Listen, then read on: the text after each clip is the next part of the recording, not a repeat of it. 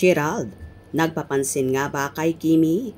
Nagsisisi nga ba sa ginawang panloloko sa dalaga?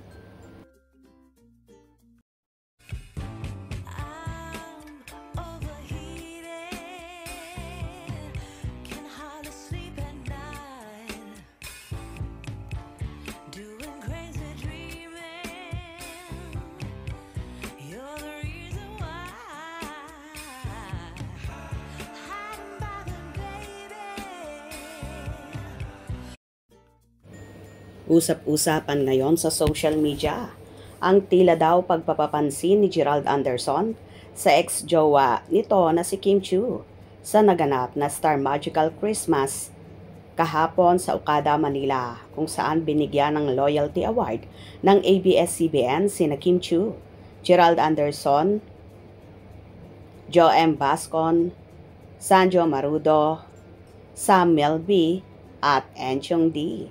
Sa Loyalty Award ay tanging si Kimi lamang ang babae at puro na lalaki ang natira. Samantala, may kumalat naman na video kung saan tila nagpapansin si Gerald kay Kimi at nakipagbeso-beso pa sa dalaga.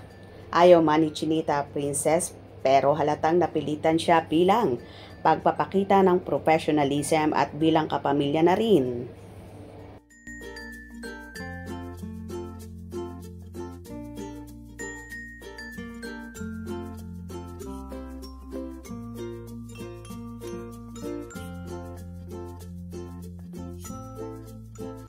Samot-saring reaksyon naman ang naging tugon dito ng mga netizen.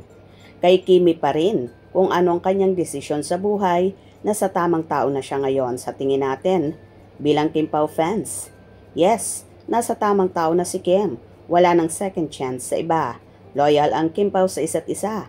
Yung mga Kim Pao-Kimpawan dyan na one-sided, wag na kayong umasa na gusto nyong mangyari. Alam nyo na rin kung ano ang ibig kong sabihin. Ang pagsisisi, Gerald, ay palaging nasa huli. No, second chance. Papansin, mga asyumerang palaka nasa TikTok. Asan sila? Kimi, you are the best. Hindi itong message ko para kay Kimi in general. Ito kung ikaw babae dati mong boyfriend, pinagpalit ka. Mahigpit 3 babae kung matino kang mag-isip. Babalik ka pa ba sa kanya?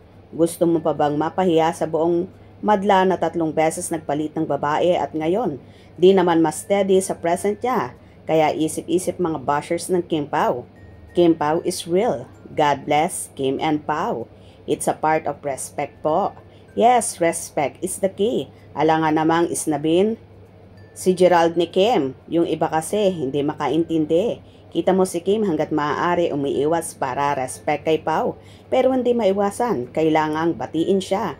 Kasi parang wala naman silang pinagsamahan at naiintindihan naman yon ni Pao. Yes, naiintindihan talaga ni Paulo, lalo na sa ganyang mga sitwasyon. Anyway, kita naman sa video na talagang umiiwas si Kimi pero hindi lang talaga mapigilan bilang pakikisama na rin sa kanyang mga kapwa, kapamilya at ganun din sa nabigyan ng Loyalty Award. Anyway, congratulations Kimi at sa lahat ng nakatanggap ng Loyalty Award. More power sa inyong lahat. Hope you enjoyed. Please subscribe for more info.